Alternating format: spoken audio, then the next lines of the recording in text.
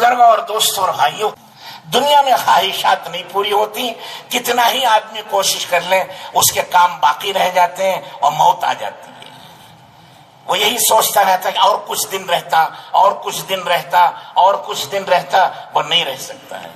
صحت تھی، وہ صحت کو چاہتا ہے کہ میری زندگی صحت کے ساتھ رہے، لیکن بیماریاں آ جاتی ہیں۔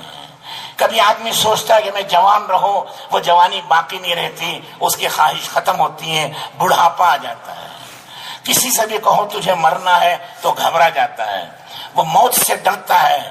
اس کی خواہش ہے کہ زندگی ہمیشہ رہے، لیکن اس کی یہ خواہش پوری نہیں ہوتی، موت آ جاتی ہے اور موت کا جھٹکا لگتا ہے اور ساری دنیا اس سے چھین لی جاتی ہے۔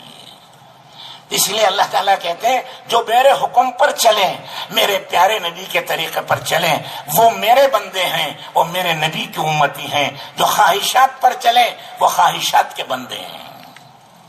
جسے لوگ کہتے ہیں جی زمانہ بدل گیا، زمانے کے ساتھ چلو۔ ٹھیک ہے، زمانے کے ساتھ چلو گے تو زمانے کے بندے بنو گے، اور یہ زمانہ اور یہ ساری دنیا اٹھا کے دوزخ میں ڈال دی جائے گی کہ لوگ تمہاری وجہ سے گمراہ ہوئے ہیں۔ لوگ کہتے ہیں جی حالات بدل گئے ہیں، حالات کے ساتھ چلو۔ حالات وہ نہیں رہے۔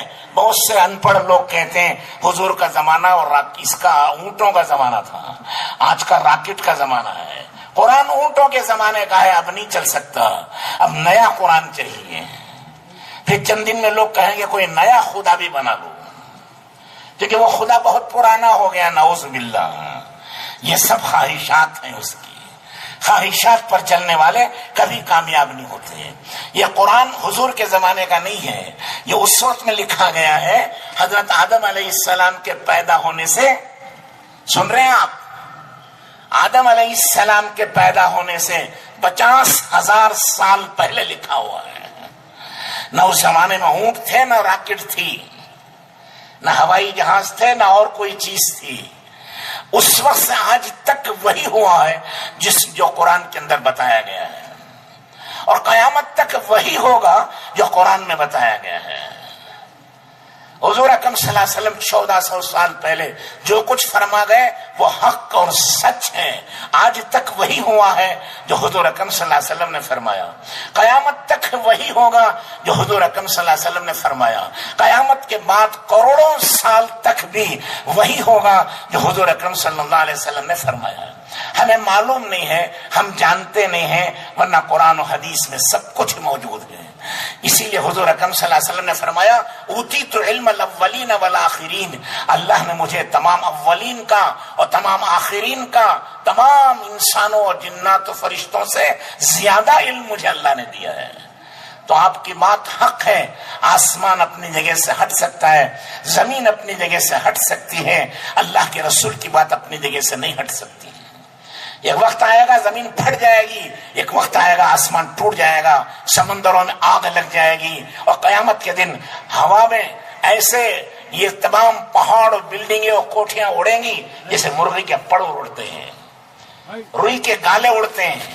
یہ ہٹ جائیں گے اپنی جگہ سے، اللہ کے رسول کی بات نہیں ہٹے گی۔ تو اس کے لیے اللہ تعالیٰ فرماتے ہیں اپنی خواہش پر چلو گے تو خواہش کے بندے بن جاؤ گے۔ رواج، رسم و رواج ہمارے ہاں کا یہ ہے، اس رسم پر چلو گے رسم کے بندے بن جاؤ گے۔ زمانے کے ساتھ چلو گے زمانے کے بندے بنو گے، حالات کے ساتھ چلو گے حالات کے بندے بنو گے، میرے حکم پر چلو گے میرے بندے بنو گے۔ حضرت رسول اللہ صلی اللہ علیہ وسلم کی سنت پر چلو گے، حضور اکرم صلی اللہ علیہ وسلم کی امتی اور آپ کے غلام بن کے سیدھے جنت میں آپ کے ساتھ جائیں گے۔ تو بزرگوں اور دوستوں اور بھائیوں، یہ دونوں راستے چلتے ہیں، یہ خواہشات کے راستے ہیں، وہ کافروں کے اور غیر مسلموں کے، جن کے پاس قرآن نہیں، جن کے پاس نبی نہیں، جن کے پاس حضور صلی اللہ علیہ وسلم کی تعلیم نہیں، وہ ان پڑھ ہیں، وہ جاہل ہیں، قرآن کے اعتبار سے، حدیث کے اعتبار سے، آخرت کے اعتبار سے وہ خواہشات پر چلتے ہیں، کیونکہ ان کے پاس کوئی طریقہ نہیں ہے۔ ہمارے پاس تو قرآن ہے، ہمارے پاس اللہ کی عظمت ہے، ہمارے پاس رسول اللہ صلی اللہ علیہ وسلم ہے، آپ کی احادیث و تعلیم ہے۔ ہم ان پڑھ نہیں ہیں، ہم جاہل نہیں ہیں کہ کسی کو دیکھ کر چلیں، ہم دیکھ کر چلیں گے قرآن کو، ہم دیکھ کر چلیں گے رسول اللہ صلی اللہ علیہ وسلم کی زندگی کو، اسی کا نام مسلمان ہے۔ اس لیے ہم سب کو یہ فیصلہ کرنا ہے کہ ہم مسلمان ہیں اور ہمیں اسلام پر چلنا ہے۔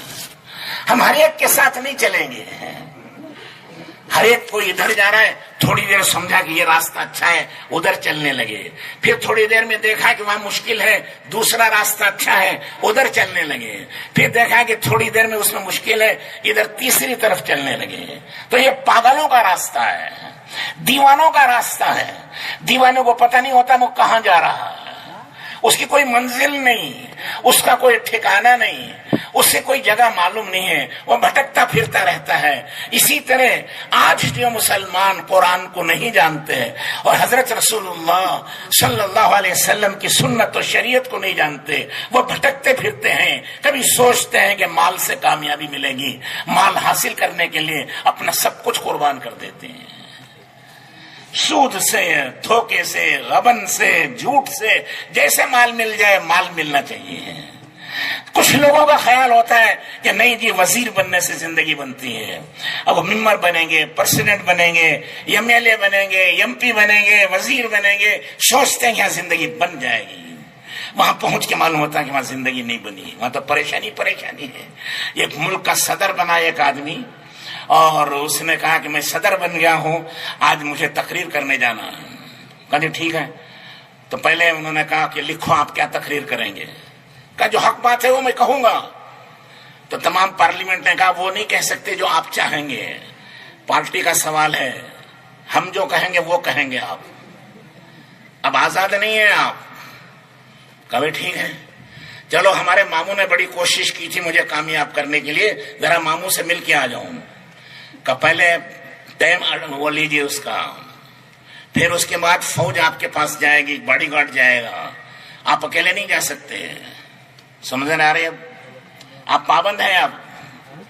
پھر کہا اچھا بھائی فلاں جگہ میری دعوت ہے، فلاں رشتہ دار بھائی کی میں ولیمے میں چلے جاؤں۔ کہا نہیں آپ جی وہاں نہیں جا سکتے جب تک کہ آپ یہاں سے اجازت نہیں لیں گے، آپ کی پارٹی کا سوال ہے۔ کہا اچھا بھائی آپ اجازت لے لی، اپنے کپڑے پہن کے گئے دیس کے۔ کہا نہیں اس سے نہیں جا سکتے آپ، بلکہ حکومت کا لباس پہنیے۔ تو اس نے دوسرے دن استعفیٰ دے دیا کہ ایسی صدارت ستیاناش جائے جس میں حق نہیں بول سکتا، جہاں چاہے جا نہیں سکتا، جو چاہے کھا نہیں سکتا، ہر جگہ پابندی ہے۔ تو یہ کیا مصیبت ہے؟ تو پابندی ہوگی نا، وہ آزادی سے کہیں جا نہیں سکتا، آزادی سے کہیں پھر نہیں سکتا، آزادی سے اپنے دوستوں سے مل نہیں سکتا، آزادی تو ختم ہو اس کی۔ تو لوگ یہ سمجھتے ہیں کہ مال کما لیں گے زندگی بنے گی، اور انتہائی مال حاصل کرنے کے بعد سمجھ میں آتا ہے کہ نہیں میں نے بیکار محنت کی ہے۔ پھر سیاست میں آدمی چلتا ہے، سمجھتا ہے کہ میں وزیر ہو جاؤں گا تو میں کامیاب ہوگا، سیاست کی انتہا پر جاتا ہے، وہاں دیکھتا ہے کہ سوائے اندھیرے کے اور کچھ نہیں ہے، مصیبت کے علاوہ اور کچھ نہیں ہے۔ وہ کبھی سوچتا ہے کہ میں بڑا بادشاہ بن جاؤں، وہ بادشاہ بن کر بھی کچھ نہیں سوچتا۔